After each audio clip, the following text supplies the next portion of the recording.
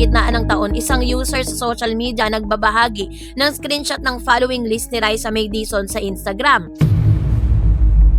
Mabilis na nag-react ang ilang netizen at agad na pinapalabas na ang pag-follow na ito ay tanda ng pampulitikong suporta o pakikisampat siya ni Raisa sa pamilya Duterte.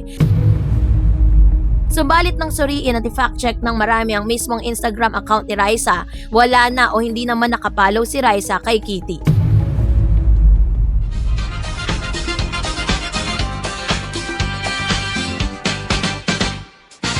Eto na no, dahil eto na yung isa sa mga issue na pilit ko pong iniiwasan sanang sagutin, 'di ba? Kasi parang napaka-petty at parang it's about the political issue between Raisa May na may kinalaman kay Raisa. Pero dahil ang dami na pong hindi magagandang words na binibigay kay Raisa, it's time for us to sagutin yung mga isyong ito, no. Ito po yung isa sa mga issue kung saan ay nagkaroon po ng ito pong sa Instagram follow issue ni Raisa May Dizon at Kitty Duterte. Fact-checking tayo.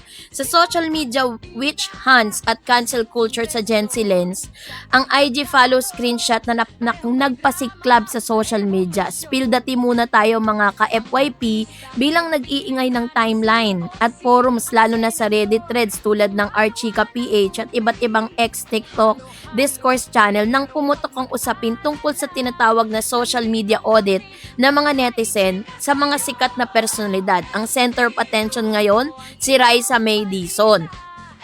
So bago natin pag-usapan yan, of course, if you haven't subscribed yet to my YouTube channel, please don't forget to like, share, and subscribe at i-hit mo na rin ang notification bell for more showbiz updates. Eto na, no, dahil ayoko man kung pag-usapan yung mga negativity, pero it's time for us to clear the name of Miss Raisa May with regards to this. So the subject is Miss Raisa May Dizon, which is Eat Bulaga host po siya, 'di ba? Isa po siyang Eat Bulaga host. At the same time, target po dito is yung account ni Kitty Veronica Duterte. No, ang Instagram niya is yung platform na ginamit ay Instagram, and then kumalat na po yung screenshot na nagpapakitang naka-follow si Raisa kay Kitty Duterte. The current status unfollowed, hindi na nakikita sa follow list ni Raisa ang posibleng lumang screenshot na nagdulot ng usap-usapin. Eto na, nagsimula ang lahat ng mag-post ng screenshot na nagpapakitang kasama ang pangalan ni Kitty Duterte or anak ni dating Pangulong Rodrigo Duterte sa higit 2,300 plus account na sinusundan or 2.3 account na sinusundan ni Raisa May Dizon sa Instagram dahil sa napakainit na pampulitikang klima sa bansa.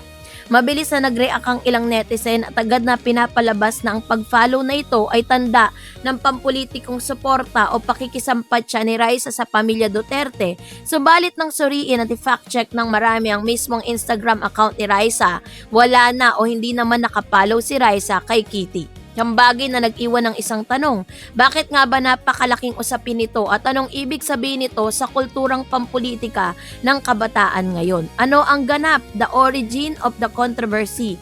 Upang maunawaan kung bakit naging viral ang topic, ang isang simpleng Instagram follow, kailangan muna nating balikan ang pinagmulan ng issue, the viral anatomy or IG controversy.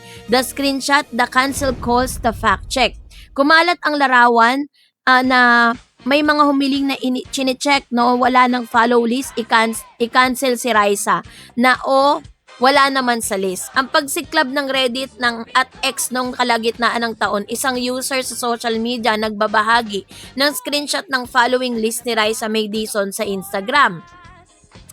So dito po nakatakda or nakatala doon ang username ni Kitty Duterte. Sa isang iglap, nagkaroon ng magkasalungat na opinion sa mga online communities, ang pro-cancel group.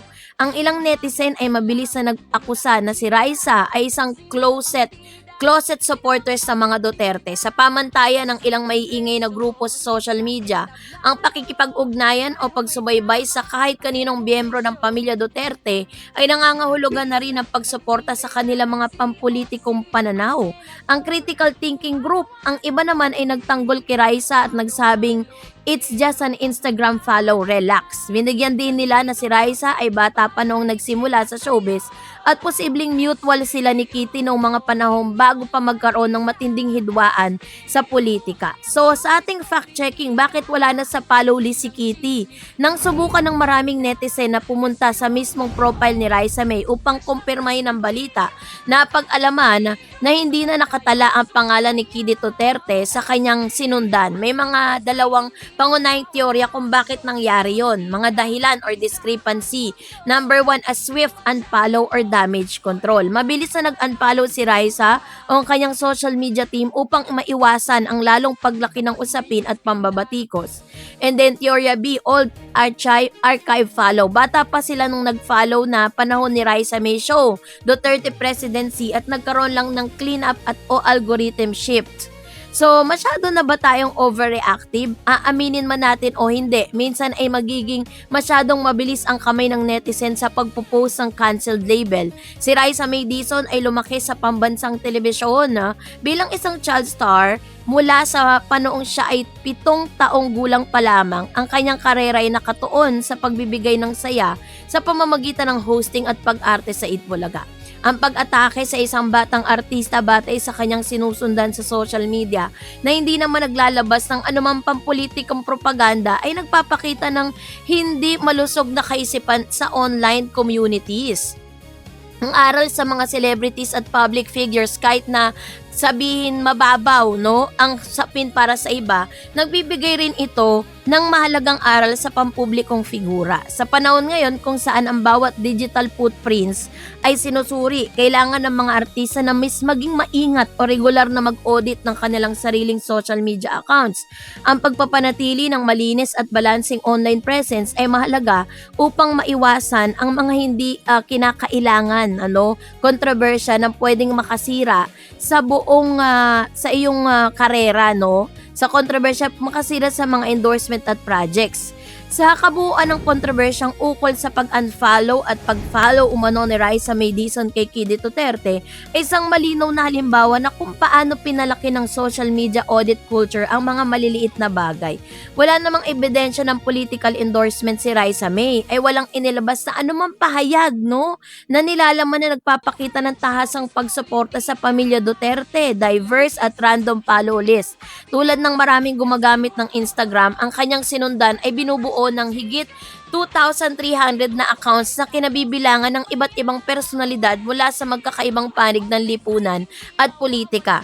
Naayos, wala na sa list, sa kasalukuyan hindi na nakikita ang nasabing account sa kanyang kasalukuyang sinundan na nagpapatunay ng usapin ay mabilis na naayos o isa lamang lumang footprints na nalinaw na sa mga panahon. Sa huli, mahalaga para sa modernong audience na gamitin ang discernment at critical thinking. Nagamitin ang tunay na accountability ay ibinibigay sa mga pampublikong pinuno at mga totoong nagpapakalat ng maling impormasyon at hindi sa mga kilalang artista na simpleng gumagamit lamang ng kanilang personal na social media accounts. Kaya naman wag masyadong dahan-dahan lang sa panghusga, 'di ba? Maaaring bata pa kasi noon si Raisa May sa mga panahon na 'yon, kaya hindi niya pa nauunawaan na kapag pala ginawa ko 'to, may mga